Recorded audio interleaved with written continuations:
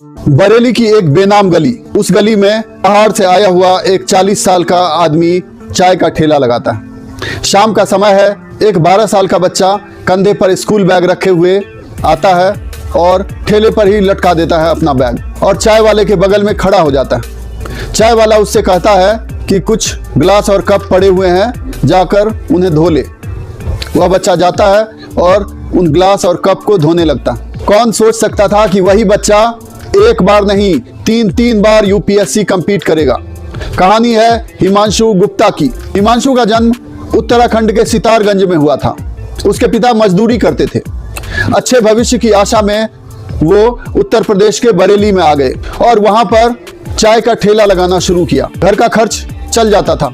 बच्चा स्कूल जाता था और स्कूल से लौटने के बाद ठेले पर अपने पिता की मदद भी करता था और वहीं पर उसका अखबारों से परिचय होता है और उसके अंदर एक सपना जन्म लेता है, आईएएस बनने का।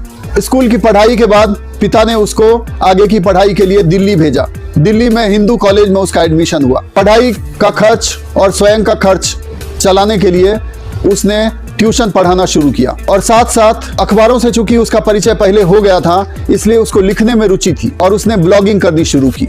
ब्लॉगिंग करने से उसका यह हुआ कि सेल्फ स्टडी उसकी होने लगी, विषयों की समझ विकसित होने लगी और यूपीएससी कंप्लीट करने का सपना उसके अंदर था ही।